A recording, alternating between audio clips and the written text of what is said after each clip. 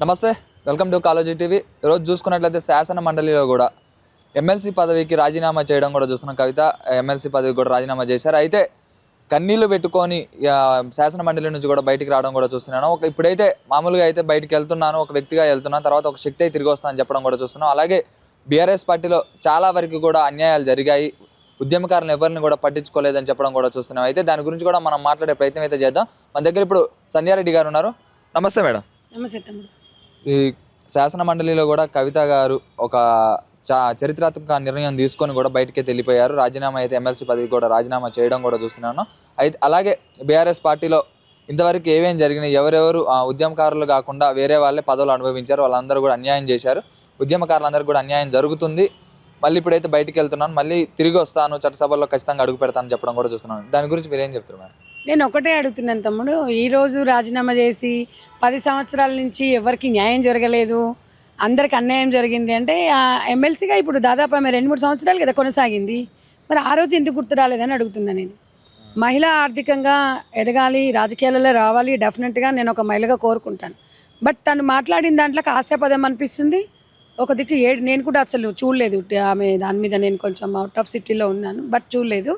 ఏడ్చింది అనేది కూడా ఇప్పుడు నేను దాంట్లో చూశాను. ఒక మహిళ ఏడవడం అనేది అయితే ఒక బాధాకరమే. ఎందుకు అనంటే సరే, కర్మ అనేది ఎవరిని వదిలిపెట్టదు అనేది ఉంటుంది కదా.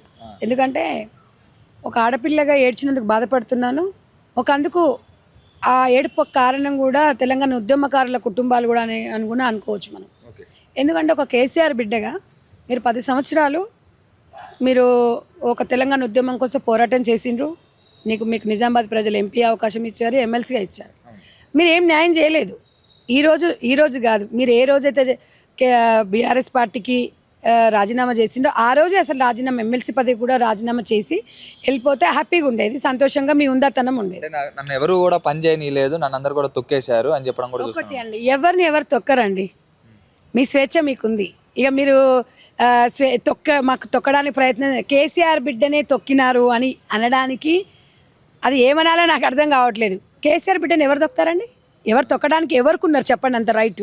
తొక్కితే మీ కుటుంబంలో మీ ఫాదరు, లేదంటే మీ అన్న, లేదంటే మీ బావ. బయట వాళ్ళ మీద నెట్టొద్దు. కేసీఆర్ బిడ్డకున్న స్వేచ్ఛ ఎవరికి లేదు. ఎందుకు అంటే ఎగ్జాంపుల్, అధికారం వచ్చిన 10 సంవత్సరాలలో 5 సంవత్సరాలలో అసలు ఒక మహిళకి అవకాశమే లేదు. కానీ ఎంపీగా బీఆర్ఎస్ పార్టీ కవిత గారికి ఒక మంచి అవకాశం ఇచ్చింది. అక్కడ రైతులను అసలు పట్టించుకోలేదు, అక్కడ మహిళలని పట్టించుకోలేదు, అక్కడున్న పార్లమెంట్ వైజ్గా కూడా పట్టించుకోలేదు. కాబట్టి అత్యంత దారుణంగా దేశంలో ఎక్కడ లేని విధంగా ఒక 200-300 మంది రైతులు నామినేషన్ వేసి ఓడిచ్చారు. ఒక కేసీఆర్ బిడ్డగా నేను ఎంత నెత్తులెత్తుకున్నారో, ఒక కేసీఆర్ బిడ్డగా నేను మిమ్మల్ని దింపేశారు. అది మనం దగ్గర పెట్టుకొని మనం రాజకీయాలు చేయాలి. రాజకీయాలు వేరు, కుటుంబాలు వేరు, బంధాలు అనుబంధాలు అనేది వేరు.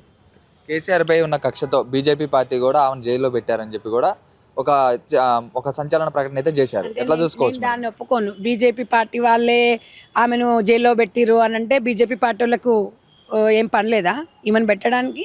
చట్టము తన పని తను చేసుకుంటూ పోయింది. ఏదైనా లిక్కర్ దాంట్లో ఇప్పుడు నిప్పులేంది పొగ రాదు కదా. అది మనం కాదు, పార్టీలు నిర్ణయించేది కాదు. దానికి ఈడీ ఉంటుంది, దానికి ఒక చట్టం ఉంటుంది. వాళ్ళు అన్నీ సెర్చ్ చేసిన తర్వాతనే, అంత చూసిన తర్వాతనే. ఎంతోమంది ఉన్నారు కదా దేశంలో, రాష్ట్రంలో చాలామంది మహిళలు ఉన్నారు, ఉద్యమాలు చేసిండ్రు, బిజినెస్లు చేసినాము, వివిధ రకాల బిజినెస్లు ఉన్నాయి. ఈమె మీద లిక్కర్ దందా మీద ఎందుకు ఈమె కేసు బుక్ అయింది? ఎవరైనా ఉంటే మరి కేసీఆర్ మీద కోపం ఉంటే హరీష్ రావునో లేకపోతే కేటీ రామారావు వేయొచ్చు కదా. ఏం మాట్లాడుతున్నారు చెప్పండి? ఇవన్నీ ఎస్కేప్ కావడానికి, తప్పించుకోవడానికి ప్రజల నుంచి ఆదరణ లేదు. మెయిన్గా కేసీఆర్ బిడ్డకి గతంలో ఉన్నంత ఆదరణ లేదు కాబట్టే సెంటిమెంట్ రాజకీయాలు కొట్టే ప్రయత్నం చేస్తుంది. ఇక్కడ అంటే ఇక ఒక ఏడుపుని మనము, అది ఏడుపునైతే నేను ఒక ఆడకూతురుగా ఏడిపే అనుకుంటా. ఆ ఏడవడం అనేది అది నాటకమా ఏదేదని చెప్పడానికి నాకు మనసు వస్తలేదు.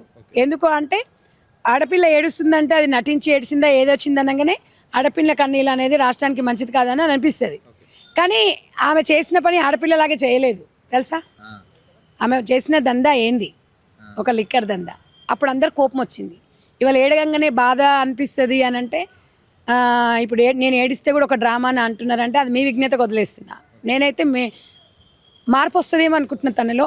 మార్పు వచ్చేటప్పుడు కూడా ఇలాంటి, ఎందుకంటే మనిషి ఏదో తప్పులు చాలా చేస్తాం తమ్ముడు, ఎవరమైనా చేస్తాం.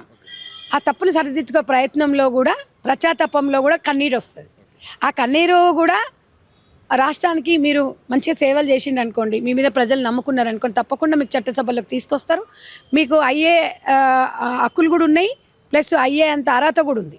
డబ్బు ఉంది, హోదా ఉంది, చదువుకున్నారు, అనుభవం ఉంది, తెలంగాణ ఉద్యమంలో పాల్గొన్నారు, అన్నీ చేశారు. నేను మంచి చెప్తాను, చెడుది చెడుదే చెప్తాను. మిమ్మల్ని మంచిగా చట్టసభలకు రావాలి, మహిళల్ని ఆదర్శంగా తీసుకోవాలి, మీరు కూడా మహిళలను ప్రోత్సహించాలి. జాగృతి అంటే, ఒక తెలంగాణ జాగృతి అంటే మహిళలు ఎంతోమంది పనిచేశారు. ఇక మర్చిపోకండి వాళ్ళని, మీతో పాటు నలుగురిని మహిళలని పైకి తీసుకురండి. ఎందుకు అని అంటే, నేను ఒక్కదాన్ని ఎదగాలి అనేది మీ స్వభావం, అలా అది మైండ్లో నుంచి తీసేయండి. నాతో పాటు నలుగురు మహిళలు ఆర్థికంగా, శారీరకంగా, మానసికంగా, రాజకీయాల్లో ఎదగాలి అనుకున్నప్పుడు మాత్రం మీరు డెఫినెట్గా ఎదుగుతారు. కానీ ఎవరినో తొక్కాలి, నేనే పైకి రావాలి, నేను ఒక్కదాన్నే ఉండాలి అంటే మాత్రం అది ఎవరికి కూడా కరెక్ట్ కాదు, నిజంగా కూడా జీవితంలో ఎదగలేరు. కాబట్టి ఒకటే చెప్తున్నాను, ఏది ఏమైనా రాష్ట్ర రాజకీయాలలో చాలా జరుగుతూ ఉన్నాయి. ఏది జరిగినా కూడా ఎంత సెంటిమెంట్తో ఉన్నా కూడా ప్రజలు ఆదరించట్లేదు. ఎందుకంటే పార్టీ కూడా పెడదామని చెప్పి కూడా ఒక ప్రకటన అయితే చేశారు. అందులో కూడా ఓన్లీ ఉద్యమకారులనే తీసుకుంటాం, ఎవరికైనా వెల్కమ్ ఉంటుంది. ఎవరైనా బీఆర్ఎస్ పార్టీ చేసినప్పుడు బీఆర్ఎస్లో ఉద్యమకారులే ఉన్నారు, పార్టీని నమ్ముకున్నారు. తర్వాత ఇక రాజకీయ పార్టీ అయిపోయిన తర్వాత అప్పుడు ఉద్యమం పార్టీ, తర్వాత రాజకీయ, అట్లనే చెప్తారు. అంతేందుకు కేసీఆర్ గారే తెలంగాణ సోనియమ్మ ఇస్తే నేను పార్టీని విలీనం చేస్తానది ఇయ్యలేదు. ఆయననే అబద్ధాలు ఆడిన తర్వాత ఒక తండ్రే అబద్ధాలంగా పిల్లలు ఆడరా? కాబట్టి ఇప్పుడు 100% అది రాజకీయ ఒక వ్యూహం. ఇప్పుడు ఇట్లుంది, తెలంగాణ ప్రజలు ఆదరిస్తారా? అది ఒకటి చెప్పనా, చాలా పార్టీలు వచ్చినాయి, అది ప్రజల మీద డిపెండెన్స్. సంజయ్ రెడ్డి చెప్పలేదు, కాంగ్రెస్ పార్టీ చెప్పలేదు.